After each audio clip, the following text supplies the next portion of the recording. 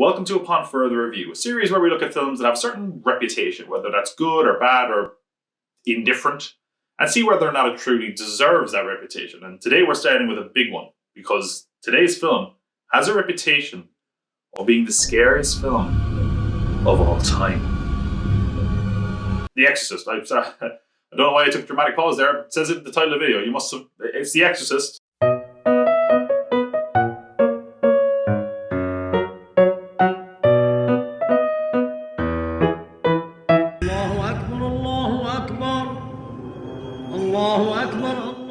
It just seems so weird to me that a film that's now nearly 50 years old kind of sets the bar for the scariest film of all time.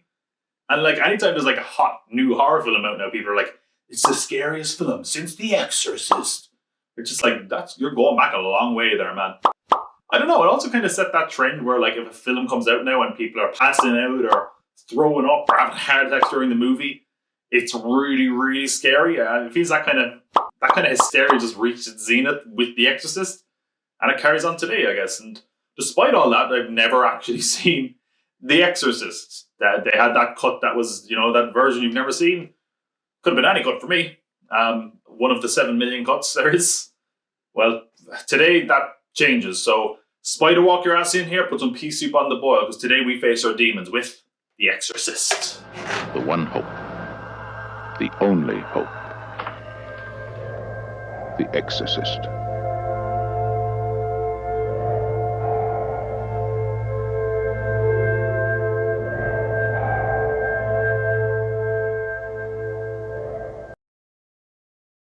Well, I've seen the film, I've done my research, I can officially now say I've seen The Exorcist. And I guess the first question is, what version of The Exorcist did you watch? Because I said there's a lot of versions, and I accidentally watched the director's cut. I didn't mean to. Didn't realise it was a director's cut until all of a sudden someone just spider walked their ass towards me, and I was like, oh, okay, we're in the director's cut, which is also, can we just say that for a second, it's really weird. Like, for a scene that's not in the regular version of the movie, it's become so synonymous with the movie as taken on a life of its own, and yet here it is only in the director's cut, which I should also say, upon further review,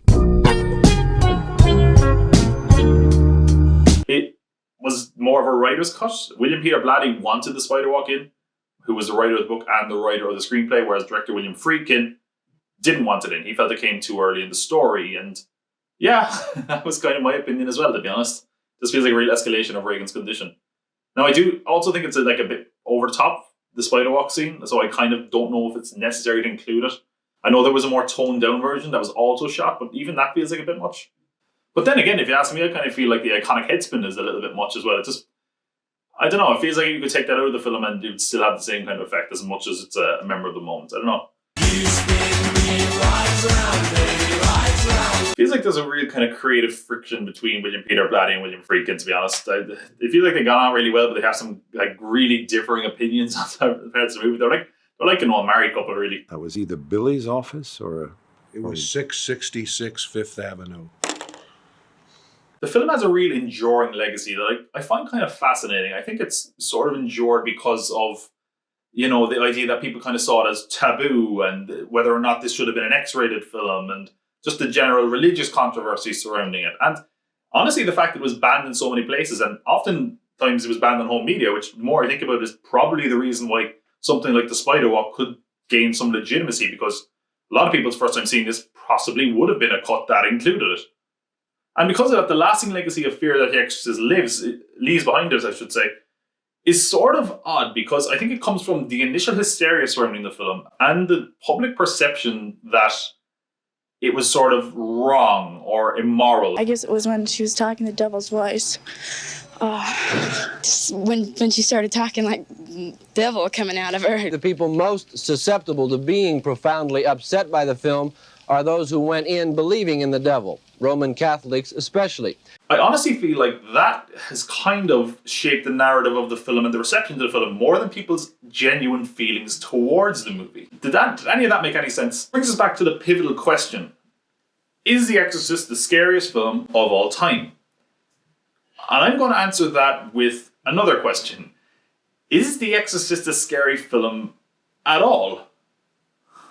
It's funny. It feels like a lot of times with horror films, people kind of posture, and say, that wasn't scary. And naturally, when you have a film with a reputation like The Exorcist of the scariest film of all time, people are very quick to say, that wasn't scary. And honestly, I don't think scary is the word I would use for The Exorcist. I think it's honestly closer to the mark with one of the other reputations it has as the greatest horror film of all time. Not saying that I think this is the scariest film of all time or the greatest horror film I've ever seen. But it's clear when you watch it that it is an expertly crafted film from top to bottom, and that in William Friedkin you are watching a master at work. And I think the styles he uses definitely adds to the film being scary and horrifying. I will say, regardless of whether you think it's scary or a great horror film, I don't think there's any film quite like The Exorcist, despite its many imitators. For a movie that in some ways has quite an outlandish or extreme idea, this film has such a realness to the execution of it, and because of that, you can really believe they're watching an actual girl be possessed by demons. In fact, one of the early trailers for the film says, Somewhere between science and superstition, there is another world. Friedkin really strikes that balance so well. And he says one of the things that he did incredibly well with the film was having these real people and real settings and giving it that sense of reality. It is a film about people who live up the street. It's about a real street in a real town with real people living in it, in the house, and upstairs on the 3rd floor of this house is a real little girl who happens to be possessed by a demon. Giving it that sense of reality makes it feel like this could really happen to you. But for the question of, did I find the film scary?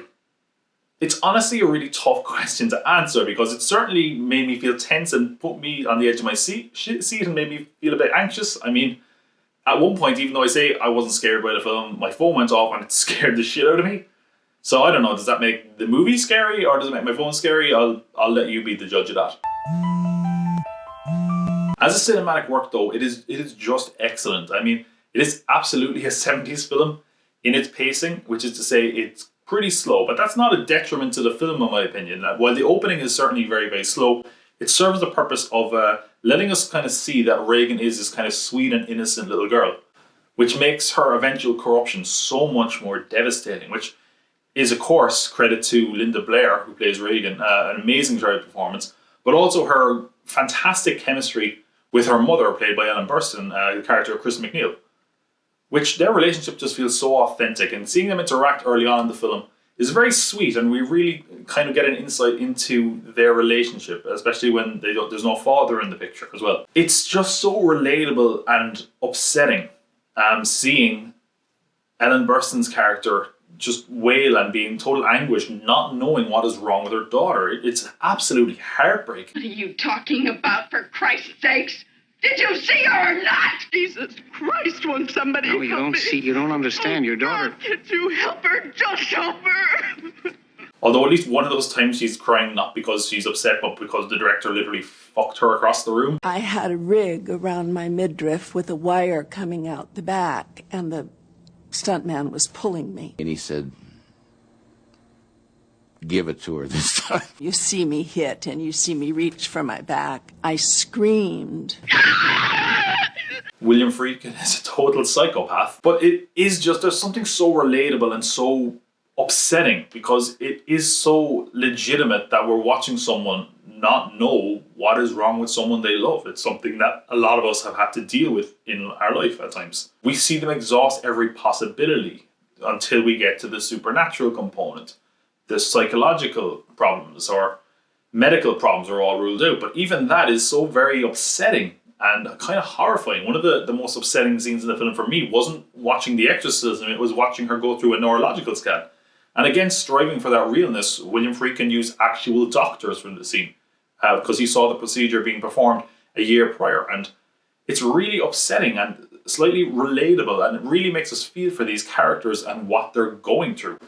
And it also helps hammer home the idea that there are dark forces at play that we are totally susceptible to and are completely out of our control. It just strikes a great balance between natural and supernatural, and even in moments of the film when supernatural forces could be at play, such as rats in the attic or the flickering of lights, because of the world they've created, we quickly exhaust rational thinking to try find an answer and end up in a world that is unexplainable, a world that we can't control. And the idea of that is terrifying. And even when we are in the world that is unexplained, they try to give some rational thoughts to it, but they don't quite wash, because even in a scene when a doctor explains the benefits of an exorcism... You ever heard of exorcism? It has worked. It's purely a force of suggestion. The victim's belief in possession is what helped cause it. So in that same way, the belief in the power of exorcism can make it disappear. He's basically saying, it's not medical, it's not scientific, we can't control how this will work, but you have no other option. Blatty wanted the film to have a bit of realism to it, and when he saw The French Connection, he approached William Friedkin, who, before getting involved in film, had shot a lot of documentaries for television. And you can really see that influence here. The film is shot so kind of matter-of-factly, and it really lends itself to the idea that the film could actually happen, that this could be really happening, that this must be a true story in some way. That's not to say that there isn't some visual flourishes to the film. At times it actually felt like it was shot like a film noir, which often kind of strive for a degree of realism. Certainly some of the visual shots looked like they were taken straight from a film noir movie. At times it even feels like the priests are talking like cops from a film noir. Could see about a transfer, Damien. I need reassignment, Tom. I want out of this job. It's wrong. It's no good. You're the best we've got. I would also be totally remiss, speaking of that, if I did mention Jason Miller as Father Karras. I love this character, first of all, but what an outstanding performance Jason Miller gives in this role. He is so excellent in this movie, and that's why I was so disappointed, because I wasn't familiar with him as an actor, that when I looked him up, I saw he didn't have a massive body of work, which is such a shame, because he gives such an outstanding performance in this film. Well, then let's introduce ourselves. I'm Damien Karras. And I'm the devil. Now kindly undo these straps. Aside from the performance and the direction, there's a lot of other things to praise in the film. The lighting is gorgeous at times. Of course, we have the iconic shot of the Exorcist arriving at the house, which is just chef kiss. The effects in general are just really impactful. They're really, really effective in what they're doing here. And even though some of them are quite simple, and they're all practical effects, they really work incredibly well, and it only adds to the grounded nature of the film that this could maybe actually be happening. And then we of course have the makeup on Linda Blair's face. It's no surprise, considering how good it is, that they still use it for those screaming jump scares every now and then. I won't do it. No, I won't do it. I think one problem is the film's legacy sort of damages it to modern audiences. When you hear a film is the scariest film of all time, chances are you're going to walk away disappointed, really, if we're honest. And that's not to say that The Exorcist doesn't have its scares, but we should recognise that horror is very much reflective of the time it was made, whether that's in content or social context or even the cinematic style. And because of that, it cannot necessarily hold up to modern sensibilities. The Exorcist was incredibly taboo because at the time it showed religious iconography and attacked religion when it was very taboo to do so, which means that it cannot have the same effect now. But we should also recognise that some of these scenes are now part of the public consciousness, whether that's from constant reference to them or parody, and as a result, they're somewhat diluted. Fuck this. For example, the crucifix scene is still incredibly shocking, but it loses its impact a little bit because more modern audiences have seen things that are more severe, and we also are totally aware that it is coming.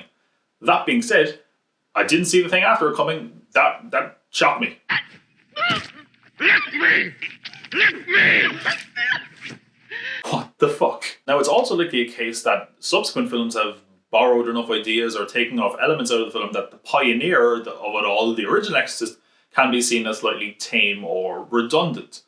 But it's also a film that's always been above traditional horror fare. It was the first horror film nominated for Best Picture. And because of that, it becomes harder and harder to talk about it in the discussion of what we know or what we think of when we think of horror. It's sort of outgrown its label of horror due to its general acceptance as a fantastic piece of cinema as a whole, and certainly harder to accept it as a horror when we view it through the modern lens or modern perspective of what horror is. So in closing, I guess we should address the question of its reputation. Is The Exorcist the scariest film of all time? No, I didn't find it that scary, to be honest, but I did think it was an excellent piece of work that quite literally at times made my skin crawl. And it really does a fantastic job of doubling down on that realism to tap into the human fear that there are uncontrollable dark forces at play in the universe. And that has terrifying implications, and it really lingers in your head. And to be quite honest, I just think it's a master's work by William Friedkin and William Peter Blatty and all of the people involved. Really, it's a fantastic film. And if it was just a scary film, I don't think I'd be talking about it as much as I am now, and I certainly wouldn't be thinking about it to the degree I would be of many other horror films. Let's answer some other common questions about The Exorcist that have kind of led to the public reputation that it has.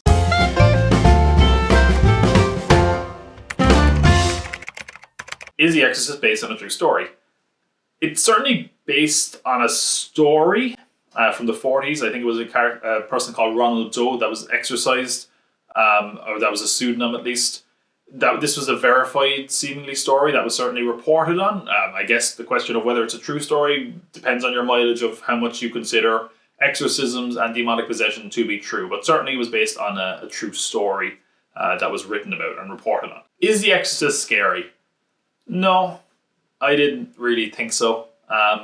See my previous answer, everything else in the video, I kind of answered that already. Is The Exorcist cursed? I can't talk about that yet because I'm going to do a podcast topic on cursed films that's coming out very, very soon in the next couple of days. So if you want to see that, subscribe so you don't miss it. That was more of a plug than an answer, but certainly there were a lot of spooky doings on the set of The Exorcist. Spooky doings. Hey, thanks for checking out the video, and be sure to check out the rest of the channel for more spooky doings. We've got a lot of Halloween stuff up at the moment, such as a podcast on the rights to Friday the 13th. The next podcast is going to have cursed films, which is going to be a lot of fun. We have a series look. We're looking at the Child's Play films. We have Deadly 7 on extreme horror. And of course, if you have a film that you'd like to see put under the microscope and its reputation examined and possibly expunged, leave it in the comments below for a future episode of Upon Further Review. Until then, be sure to like and subscribe because I can't spell cult without you.